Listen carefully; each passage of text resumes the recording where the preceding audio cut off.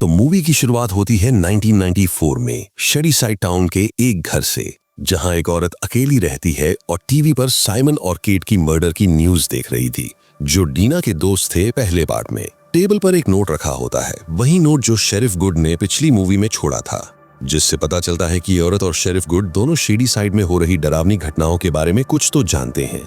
इस औरत के घर में कई सारे लॉक्स, बंद खिड़कियां और अलार्म क्लॉक्स देखकर ये साफ होता है कि वो बहुत डर के माहौल में जी रही है। उसी रात उसे नींद से जगाती हैं कुछ आवाजें, जैसे कोई उसके घर में घुसने की कोशिश कर रहा हो। वो जल्दी से अपने डॉग को क्लोजेट में छुपा देती है और खुद तैयार हो जाती है इंट्रूडर का सामना करने के लिए। लेकिन इंट्रूडर और कोई नहीं बल्कि हमारी पुरानी मूवी की डीना थी, जो उससे मदद मांगने आई थी। और ये औरत असल में सी बर्मन है, जो 1978 में हुए कैंप नाइटविंग मैसेकर की इकलौती सर्वाइवर थी। डीना उसे बाहर ले जाकर अपनी कार का ट्रंक खोलती है, जहां उसकी पोजेस्ड सैम को बांध कर रखा था। सी बर्मन ये देखकर डर जाती है और पहले हेल्प करने से मना कर देती है, क्योंकि उसे लगता है कि सारा फियर, जो शेडी साइड की विच है, उसे कोई रोक नहीं सकता। लेकिन डीना के बार बार रिक्वेस्ट करने और ये कहने पर कि उसे सैम से प्यार है और वो उसे मरने नहीं दे सकती, तो सी बर्मन आखिरकार मान जाती है। फिर डीना और जॉश पोजेस्ड सैम को बाथरूम में बांध देते हैं और सी बर्मन उन्हें लिविंग रूम में ले जाकर एक पुरानी किताब से वो अपनी और अपनी बहन की कैंप नाइटविंग की एक फोटो दिखाती है और बताती है कि इस फोटो की एक हफ्ते बाद उसकी बहन मर गई थी। यहीं से उसकी कहानी शुरू होती है। मूवी हमें ले जाती है 1978 में, जहां जिगी बर्मन पुलिस से भाग रही होती है। वो उसे चिढ़ाते हैं और विच बुलाते हैं, फिर उसे बांध देते हैं उस ट्री से जिसे द हैंगिंग ट्री कहा जाता था। उनकी लीडर शीला कहती है कि इसी पेड़ पर सारा फेयर को 1666 में फांसी दी गई थी। फिर शीला एक लाइटर निकालती है और जिगी की आम जलाने लगती है, लेकिन तभी कर्ट और निक गुड, जो कैंप काउंसलर्स हैं, वहां आकर सबको रोकते हैं। कर्ट वार्निंग देकर जाने देता है और कहता है कि अगर जिगी फिर से किसी भी ट्रबल में फंसी तो उसे कैंप से निकाल दिया जाएगा। जिगी वहां से चली जाती है तो निक गुड उसके पास आता है और कहता है कि उसे अपनी जलन की चोट दिखा देनी चाहिए। उसकी बातों से लगता है कि निक को जिगी पर क्रश है, लेकिन जिगी उसे लाइटली लेती है और सरकास्टिकली उसे किंग ऑफ सनीवेल और फ्यूचर पुलिस चीफ कहती है और चली जाती है, और जो कि असल में 1994 में निक सच में पुलिस चीफ बन भी गया था।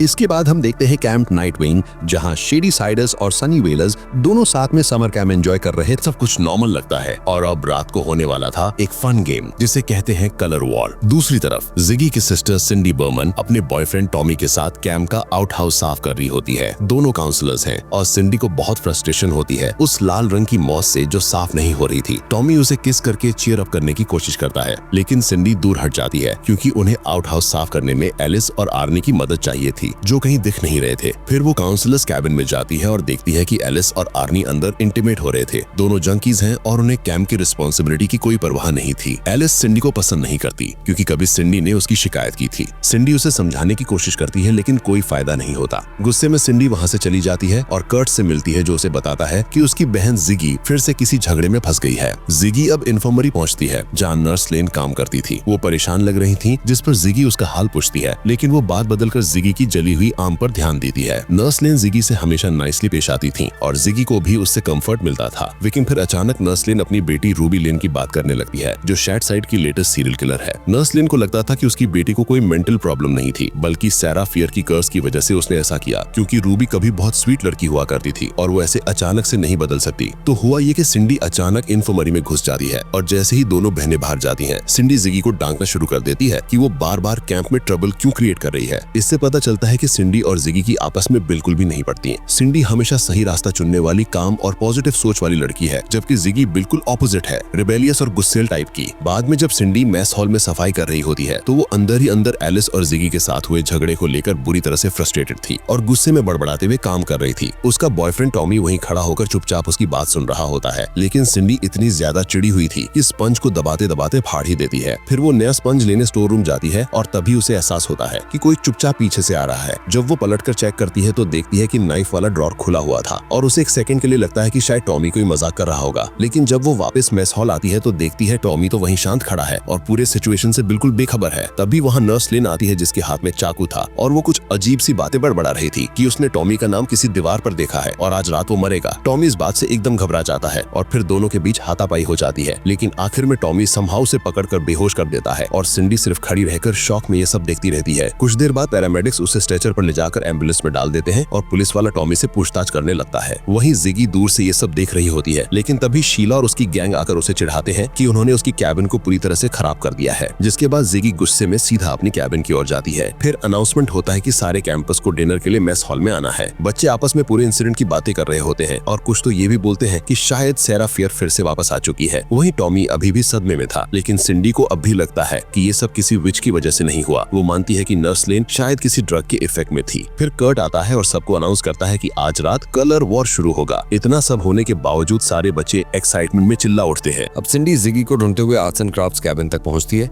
और उससे सीधा पूछ लेती है कि क्या उसने नर्स लेन के बिहेवियर में कुछ अजीब नोटिस किया था। जिगी को ये बात बिल्कुल पसंद नहीं आती कि सिंडी ये सोचती है कि नर्स ड्रग्स पर थी और इसी बात पर दोनों बहनों में बहस हो जाती है। जिगी साफ बोल देती है कि शेडी साइड के लोग सबके सब शापित हैं और ये बात सिंडी को अंदर तक हर्ट कर देती है, क्योंकि वो हमेशा से इस टाउन को छोड़कर एक बेहतर जिंदगी की ख्वाहिश रखती थी। इसके बाद जिगी गुस्से में अपनी कैबिन का दरवाजा खोलकर देखती है कि शीला ने उसकी जगह का क्या हाल बना दिया है और फिर गुस्से में दरवाजा बंद भी कर देती है। तभी कैंप में कलर वॉर शुरू होने का टाइम हो जाता है और सारे बच्चे फुल एनर्जी में गेम के लिए रेडी हो जाते हैं। टॉमी सबको गेम के रूल समझा रहा होता है। तभी सिंडी उसके पास आती है और कहती है कि उससे कुछ हेल्प चाहिए। फिर दोनों मिलकर चुपके से इन्फर्मरी में घुसते हैं और नर्स लेन का सामान खंगालने लगते हैं, क्योंकि सिंडी प्रूव करना चाहती है कि वो किसी ड्रग की वजह से वियर्ड बिहेव कर रही थी। वहां उन्हें एक बिना लेबल वाली दवाई की बोतल और एक नोटबुक मिलती है जिसमें एक अजीब सिंबल बना होता है। साथ ही एक हैंड ड्रॉन मैप और एक क्रीपी सी लाइन लिखी होती है। सेरा फियर ने अपना हाथ सेटन स्टोन पर काटा था ताकि वो शैतान से इटर्नल लाइफ पा सके, और उसने एक खास सिंबल पहना जिसे विचेस मार्क कहा जाता है, जिससे धरती पर अंधेरा फैल सके। इतने में एलिस और आर्नी भी वहां आ जाते हैं। वो लोग नर्स लेन के जाने के बाद उसके कैबिन से ड्रग्स उठाने के लिए आए होते हैं। उन्हें वो नोटबुक भी मिल जाती है और उसमें लिखी बातों को वो मजाक में लेते हैं। फिर उसी बुक में उन्हें कैंप का पुराना नक्शा मिलता है जो हाथ से बनाया गया था, और उससे ये रिवील होता है कि आज जहां ये कैंप है वहां पहले यूनियन नाम का टाउन हुआ करता था, जो बाद में शेडी साइड और सनी वेल में बढ़ गया। फिर सब लोग डिसाइड करते हैं कि अब वो मैप में मार्क जगहों को एक्सप्लोर करेंगे। उसी दौरान एलिस और आर्नी सिंडी के पर्स से वो बिना लेबल वाली दवाई की बोतल निकाल लेते हैं और वो पिल्स भी खा लेते हैं।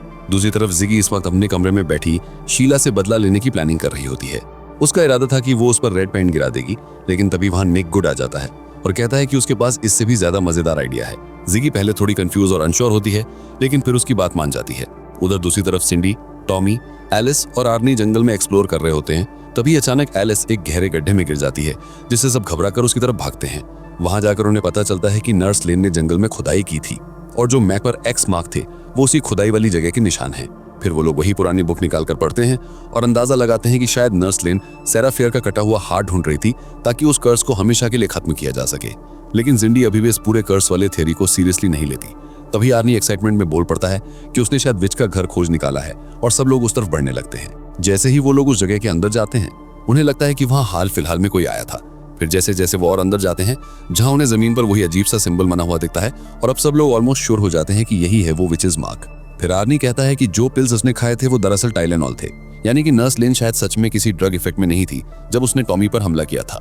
इसके बाद आर्नी टॉमी को देखने चला जाता है और वहीं सिंडी और एलिस उस सिंबल के पास रुकते हैं और तभी उन्हें बुक शेल्फ के पीछे एक हिडन केव जैसी चीज दिखती है। एलिस उस बुक शेल्फ को खींचती है जहां शेडी साइड के सारे सीरियल किलर्स के नाम खुदे हुए थे। जैसे ही सिंडी और एलिस उस केव की दीवार पर खुदे हुए सीरियल किलर्स के नाम पढ़ रही होती हैं, उनकी नजर आखिर में जिस नाम पर जाकर रुकती है वो होता है टॉमी। वहीं दूसरी ओर आर्नी टॉमी से बात करने की कोशिश कर रहा होता है, जो चुपचाप एक कोने में बैठा हुआ था। तभी सिंडी और एलिस वहां पहुंचते हैं और अचानक ही टॉमी पास में रखी एक्स उठा लेता है और आर्नी को जान से मार देता है, जिसे देखकर दोनों लड़कियां डर के मारे जोर से चिल्लाती हैं और तुरंत भागते हुए बुकशेल्फ के पीछे वाली केव में घुस जाती हैं। टॉमी सिंडी का पैर पकड़ लेता है, लेकिन तभी केव का एक हिस्सा उनके ऊपर गिर जाता है और इससे दोनों बच जाती हैं। अब टॉमी पूरी तरह से पोजेस्ड हो चुका था और सीधे कैंप की तरफ जाता है, जहां उस समय कलर वॉर चल रहा था। और इसी बीच शीला को एक चिट्ठी मिलती है जो देखने में विल गुड की तरफ से लगती है। वो एक्साइटेड हो जाती है ये सोचकर कि शायद कोई रोमांटिक सरप्राइज मिलने वाला है, और इसीलिए वो सीधी आउट हाउस की तरफ निकल जाती है। लेकिन जैसे ही वो बाथरूम स्टॉल में घुसती है, उसके ऊपर कीड़ों से भरी पूरी बकेट किसी ने गिरा दी और फिर दरवाजा भी अंदर से लॉक कर दिया। दूसरी तरफ केव के अंदर सिंडी एक रास्ता खोजने की कोशिश में लगी थी, जबकि एलिस अभी भी शॉक थी कि उसका बॉयफ्रेंड अब इस दुनिया में नहीं रहा। सिंडी अब भी यही मान रही थी कि शायद टॉमी ने कोई ड्रग लिए होंगे जिससे वो वायलेंट हो गया, लेकिन एलिस उसे डांट कर क्लियरली समझा देती है कि कि वो सब कुछ ड्रग्स की वजह से नहीं हुआ और नर्स लेन कोई पागल औरत नहीं थी, बल्कि वो सच में सारा फियर का हाथ ढूंढ रही थी ताकि उस भयानक कर्स को तोड़ा जा सके। और जब वो हाथ नहीं मिला तो दीवार पर टॉमी का नाम देकर उसने उसी को मारने की कोशिश की ताकि वो आगे जाकर कैंप में बच्चों को मार ना सके। ये सारी बातें सुनकर सिंडी पूरी तरह से टूट ही जाती है और फ्रस्ट्रेशन में एलिस को धक्का मारकर अकेले ही आगे जाने लगती है। लेकिन कुछ ही देर बाद उसे एहसास होता है कि वो अजीब सिंबल जो वो समझ नहीं पा रहे थे वो असल में पूरे केव सिस्टम का मैप था। अब दोनों बाहर निकलने का कोई रास्ता ढूंढने लगती हैं। वहीं दूसरी ओर कैंप में कलर वॉर के दौरान एक शैड साइड का लड़का अकेला छूट जाता है और जैसे ही वो पीछे देखता है तो वहां उसके सामने टॉमी खड़ा था। इस बीच निक और जिगी साइंस एंड नेचर कैबिन में बैठे होते हैं और निक अपने दिल की बात बताता है कि वो कितनी मजबूरी में अपनी फैमिली लेगेसी को निभा रहा है, क्योंकि गुड फैमिली सनीवेल की सबसे पावरफुल और रिस्पेक्टेड फैमिली मानी जाती है और उससे बहुत एक्सपेक्टेशंस हैं। लेकिन वो साफ कहता है कि जिगी उसे जेन्युइनली पसंद है। तभी कैंप से डरावनी चीखने की आवाज आती है और दोनों तुरंत भागकर वहां पहुंचते हैं, जहां उन्हें दिखता है कि वो शेड फाइट का लड़का मारा जा चुका है। उधर सिंडी और एलिस मैप को फॉलो करते हुए केव के बिल्कुल सेंटर में पहुंच जाते हैं, जहां उन्हें एक विशाल ऑर्गन जैसा कुछ दिखता है जो एक जाइंट हार्ट जैसा था और लगातार पल्स कर रहा था। एलिस जैसे ही उसे हाथ लगाती है उसे अचानक से हेलुसिनेशंस शुरू हो जाते हैं। उसे पुराने सीरियल किलर्स, मरे हुए लोगों के विजन्स दिखने लगते हैं, यहां तक कि उसे सिंडी की भी स्केरी सी झलक दिखती है। वो डर के वहां से भागने लगती है लेकिन गिर जाती है और उसका पैर बुरी तरह से टूट जाता है। इस बीच कैंप में भी एक इमरजेंसी सिग्नल देकर सारे बच्चों को मेस हॉल में इकट्ठा किया जाता है ताकि वो सेफ रहें। जिग्गी सिंडी को ढूंढना चाहती थी, लेकिन निक के जाने के बाद जिग्गी और याद आता है कि शीला अब तक आउटहाउस में बंद है और वो तुरंत जाकर उसे अनलॉक करती है। लेकिन जैसे ही जिग्गी दरवाजा खोलती है शीला उस पर कूद पड़ती है, पर जिग्गी उसे नीचे गिराकर बेहोश कर देती है। तभी वहां काउंसलर गैरी आ जाता है और उसी समय उन्हें नीचे से कुछ आवाजें सुनाई देती हैं। जब जिगी टॉयलेट का ढक्कन खोलकर देखती है तो उसे नीचे सिंडी और एलिस दिखाई देते हैं। अब वो अपनी बहन और एलिस को बाहर निकालने के लिए बाल्टी और रस्सी का इस्तेमाल करती है ताकि वो दोनों नीचे से ऊपर आ सकें। दूसरी तरफ निक गूट को कैंप के अंदर मरे हुए बच्चों की लाशें मिलती हैं और वहीं उसे कर्ट भी दिखाई देता है जो डर से कांपता हुआ कुछ बोल भी नहीं पा रहा था। निक तुरंत समझ जाता है कि अब मामला बहुत ज्यादा बिगड़ चुका है और वो कर्ट को बिना वक्त गवाए सारे बच्चों को बस में चढ़ाकर कैंप से बाहर ले जाने के लिए कहता है। इधर जिगी उन्हें ऊपर आने में मदद करती है, जहां सिंडी एलिस को पहले चढ़ने देती है और ऊपर से जिगी और गैरी उसे खींच रहे होते हैं। लेकिन तभी अचानक पीछे से टॉमी आ जाता है और गैरी का सिर इतनी बेरहमी से काट देता है कि वो सीधा केव में जा गिरता है, एलिस के एकदम पास। जिगी पूरी तरह डर जाती है और वहां से भागती है। तभी उसे रास्ते में निक गूड मिलता है और दोनों जल्दी से साइंस कैबिन के अंदर छुप जाते हैं। निक उसे समझाता है कि थोड़ी देर में एक बस निकलने वाली है और अगर हमें जिंदा रहना है तो उसी से बाहर जाना पड़ेगा। जिगी पहले साफ मना कर देती है क्योंकि वो अपनी बहन को अकेला छोड़कर नहीं जाना चाहती थी, लेकिन निक उसे समझाता है कि अगर वो बाहर जाकर पुलिस को बुलाएंगी तभी मदद आएगी। लेकिन तभी टॉमी वहां भी पहुंच जाता है। वो दोनों बिल्कुल चुपचाप छुपे होते हैं ताकि वो उन्हें देख ना सके, लेकिन टॉमी आखिरकार उन्हें पकड़ ही लेता है। निक जिगी को बचाने की कोशिश करता है और वो बुरी तरह घायल हो जाता है। वो जिगी से कहता है कि किसी भी हाल में खुद को बचा लो और फिर टॉमी जिगी के पीछे पड़ जाता है। वो बस पकड़ने की कोशिश करती है लेकिन उससे पकड़ी नहीं जाती और टॉमी उसके पीछे पीछे दौड़ता है। उधर केव में सिंडी और एलिस फिर से उस बुक को पढ़ते हैं और उन्हें एक अहम बात पता चलती है कि सैरा फियर ने अपना एक हाथ कटवाया था और वो आखिरी बार मीटिंग हाउस में दिखाई दी थी, जो अब मेस हॉल बन चुका है। इसका मतलब ये था कि अगर उस हाथ को ढूंढना है तो उसे सिर्फ आउट हाउस से मेस हॉल की डायरेक्शन में मूव करना होगा। लेकिन एलिस कहती है कि तुम पहले निकलो, मैं बाद में देख लूंगी। तभी उसकी नाक से अचानक खून बहने लगता है और उसे याद आता है कि किताब में लिखा था कि जब भी सैरा फियर आसपास होती है तब नोज ब्लीड होना एक साइन होता है। फिर वो मॉस से ढकी जमीन के पास कुछ ढूंढने लगती है। दूसरी ओर सिंडी धीरे धीरे मेस हॉल के नीचे पहुंचती है और वहां लगी हुई स्टील ग्रिल को हटाने की कोशिश करती है ताकि बाहर निकल सके। उसी वक्त जिगी भी मेस हॉल के अंदर आ जाती है और तेज आवाज में म्यूजिक बजा देती है ताकि टॉमी का ध्यान भटक जाए। वो खुद चुपचाप छिप जाती है और तभी टॉमी अंदर आता है। जैसे ही वो स्टोरेज रूम की तरफ बढ़ता है, जिगी धीरे से उसके पीछे जाती है लेकिन तभी म्यूजिक अचानक बंद हो जाता है। फिर जिगी एक बैग उठाकर उसके सिर पर डाल देती है और भागकर किचन में जाती है, लेकिन टॉमी अभी भी उसका पीछा कर रहा था। तभी पीछे से सिंडी आकर अपने बॉयफ्रेंड को मार देती है ताकि जिगी की जान बचा सके। इसके बाद दोनों एक दूसरे से माफी मांगती हैं और प्रॉमिस करती हैं कि अब एक दूसरे का साथ कभी नहीं छोड़ेंगी। लेकिन तभी केव के नीचे से फिर वही अजीब आवाजें आने लगती हैं। सिंडी जाकर चेक करती है तो वहां एलिस थी और उसके हाथ में होता है सेरा फियर का कटा हुआ हाथ। फिर तीनों उसे टेबल पर रखती हैं और एलिस बताती है कि इस कर्स को खत्म करने का एक ही तरीका है, इस हाथ को सेरा फियर की बॉडी के साथ वापस जोड़ना होगा, जो हैंगिंग ट्री के नीचे दफन है और वो पेड़ कैंप के बिल्कुल पास ही है। इतने में जिगी की नाक से भी खून बहने लगता है और जैसे ही वो खून इस हाथ पर गिरता है, जिगी को भी वही भयानक विच वाली विजन्स आने लगती हैं जैसे पहले सैम को दिखी थी। उसी वक्त केव के हार्ट में मौजूद ब्लैक लिक्विड से एक इंसानी आकृति बननी शुरू हो जाती है और टॉमी की मरी हुई बॉडी फिर से हिलने लगती है। जैसे ही तीनों लड़कियां हैंगिंग ट्री की तरफ जाने लगती हैं, टॉमी अचानक वापस जिंदा होकर इस बार एलिस को बेरहमी से मार डालता है।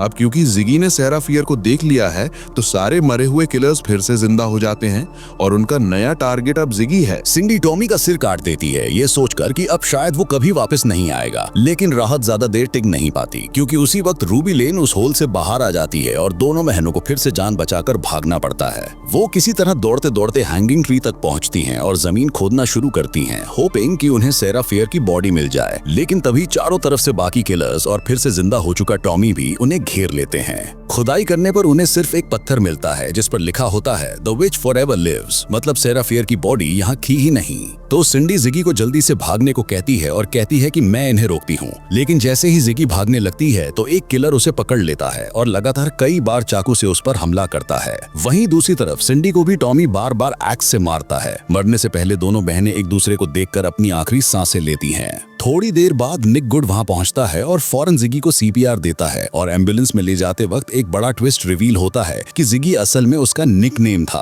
उसका असली नाम है क्रिस्टीन बर्मन। यानी अब साफ होता है कि सी बर्मन कोई और नहीं बल्कि जिगी ही है, सिंडी नहीं। वापस प्रेजेंट टाइम में जिगी जॉश और डीना को बताती है कि उसने निक को सच बताने की बहुत कोशिश की थी, लेकिन निक ने कभी उस पर भरोसा नहीं किया था। जैसे ही जिगी अपनी कहानी खत्म करती है, डीना बताती है कि उन्होंने सेरा फियर की बॉडी खोज ली है। अब सिर्फ जिगी को ये बताना है कि उसका हाथ कहाँ है। तभी वो बताती है कि जहाँ कभी कैंप नाइटविंग हुआ करता था वहीं अब शैटसाइड मॉल है। डीना और जॉश उसी जगह जाके वो हाथ निकालते हैं और जिगी तुरंत निक गुड को फोन करती है। शायद इस बार उसे सच में निक की जरूरत है।